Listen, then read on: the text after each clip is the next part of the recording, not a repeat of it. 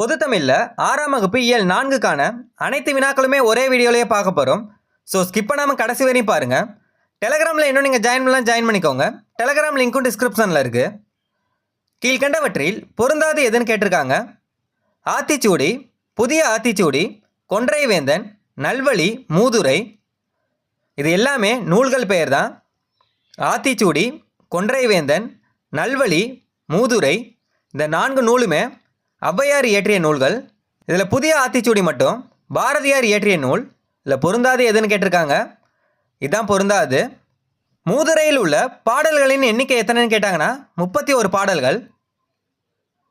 மன்னனும் மாசற கற்றோனும் சீர்தூக்கின் மன்னனின் கற்றோன் சிறப்புடையன் என்ற மூதுரை பாடலின் ஆசிரியர் ஔவையார். மன்னனும் மாசற கற்றோனும் சீர்தூக்கின் மன்னனின் கற்றோன் சிறப்புடையன் என்ற மூதுரை பாடலின் ஆசிரியர் யார்னா ஔவையார். ஆற்றவும் கற்றார் அறிவுடையார் அஃதுடையார் நாற்றிசையும் செல்லாத நாடில்லை அந்நாடு என்ற பாடல் வரி இடம்பெற்றுள்ள நூல் பழமொழி 400.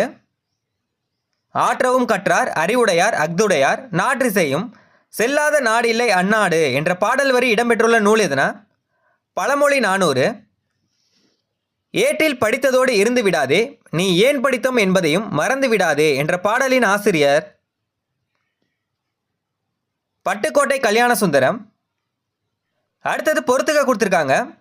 அண்ணா நூற்றாண்டு நூலகத்தில் நூல்கள் பெயர் கொடுத்து அதோட தளங்களை பொறுத்துக்கன்னு கொடுத்துருக்காங்க. படிப்பகம் பிரெய்லி நூல்கள், தரைத்தளம் குழந்தைகள் பிரிவு பருவ இதழ்கள், முதல் தளம் தமிழ் நூல்கள், இரண்டாம் தளம் கணினி அறிவியல் தத்துவம் மற்றும் அரசியல் சார்ந்த நூல்கள், மூன்றாம் தளம் இதில் கணினி அறிவியல் மட்டும் தான் கொடுத்துருக்காங்க. மூன்றாம் தளத்தில் என்னெல்லாம் இருக்குன்னா கணினி அறிவியல் தத்துவம் அரசியல் சார்ந்த நூல்கள். இது அனைத்துமே மூன்றாம் தளம். படிப்பகம் மற்றும் பிரெய்லி நூல்கள் தரைத்தளம், குழந்தைகள் பிரிவு பருவ இதழ்கள் முதல் தளம், தமிழ் நூல்கள் இரண்டாம் தளம், கணினி அறிவியல் தத்துவம் அரசியல் சார்ந்த நூல்கள் மூன்றாம் தளம். இல்லை ஆப்ஷன் சி இதுதான் சரியானது. இலவச கட்டாய கல்வி சட்டத்தை இயற்றி தீவிரமாக நடைமுறைப்படுத்தியவர் காமராசர். காமராசர் வாழ்ந்த இல்லங்கள் எங்கெங்கு உள்ளது? சென்னை மற்றும் விருதுநகர். காமராசர் வாழ்ந்த இல்லம் எங்கெங்கு உள்ளதுன்னா சென்னை மற்றும் விருதுநகர். கன்னியாகுமரியில் காமராசருக்கு எந்த ஆண்டு மணிமண்டபம் கட்டப்பட்டது? 2/10/2000. காமராசர் பற்றிய கூற்றுகளை ஆராயகன் கொடுத்துருக்காங்க. 1.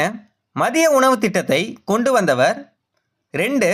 சென்னையில் அமைந்துள்ள பல்கலைக்கழகத்திற்கு காமராசர் பெயர் சூட்டப்பட்டுள்ளது. 3.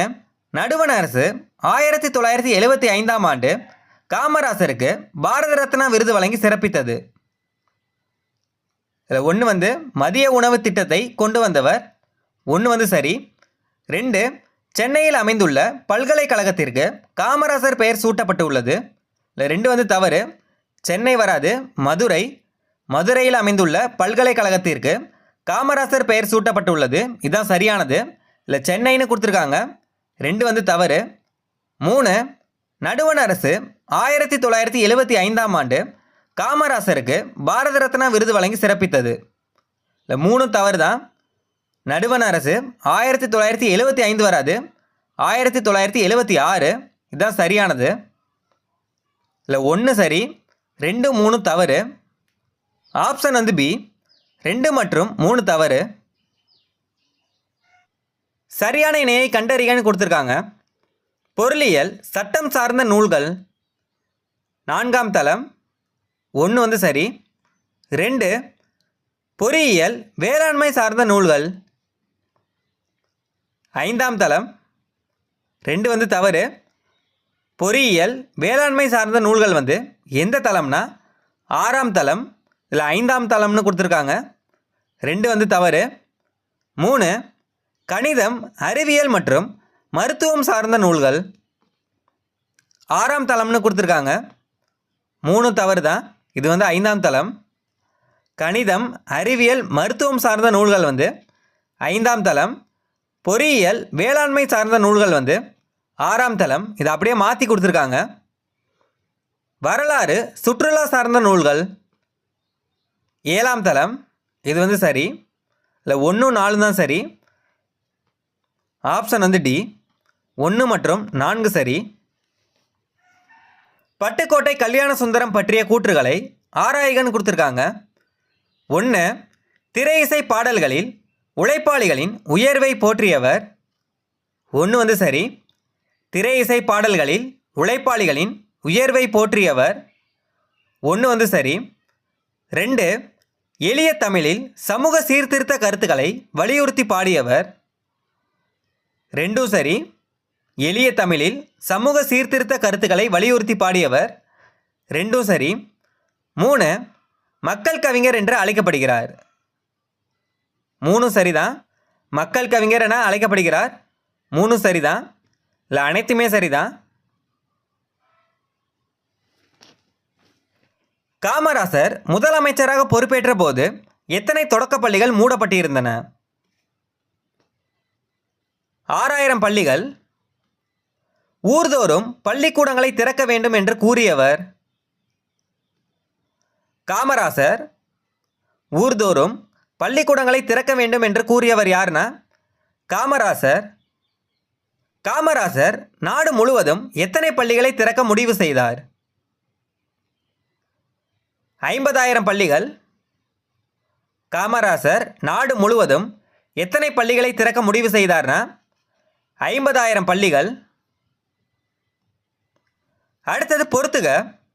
மாசற, குற்றமில்லாமல், சீர்தூக்கின், ஒப்பீட்டு ஆராய்தல், தூற்றும்படி, இகழும்படி, மூத்தோர், பெரியோர். இல்லை ஆப்ஷன் வந்து ஏ தான் சரியானது.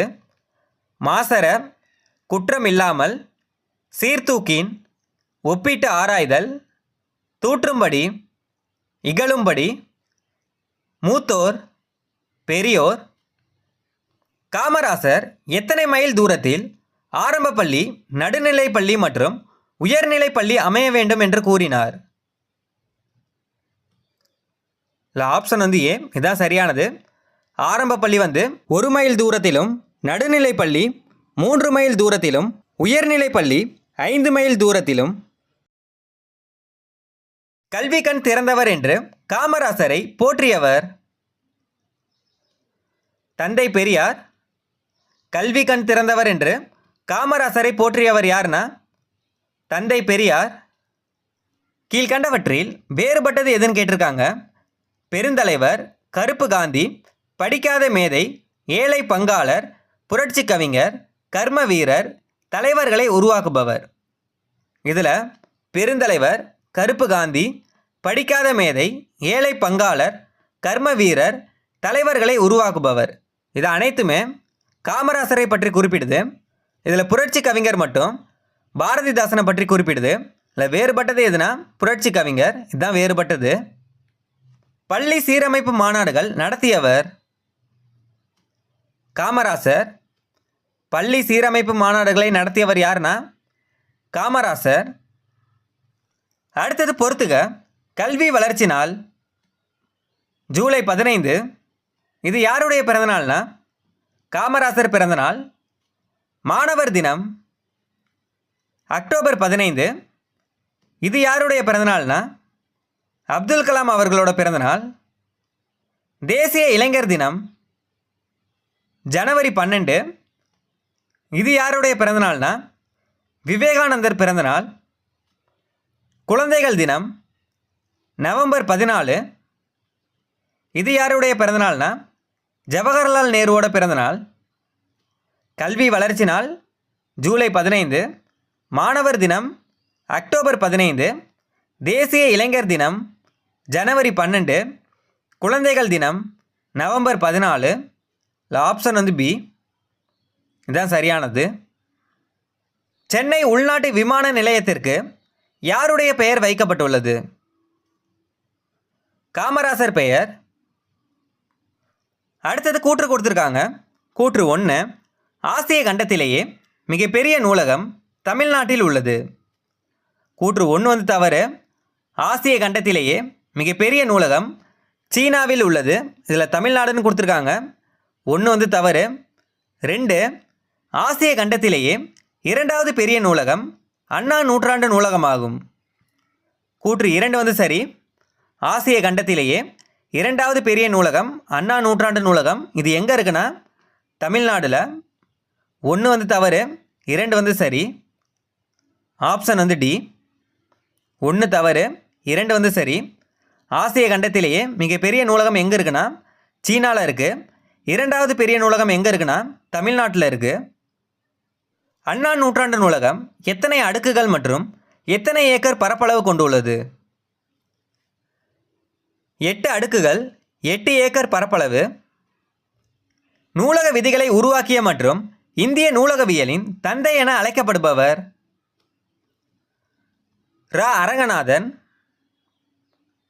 அடுத்தது பொறுத்துக.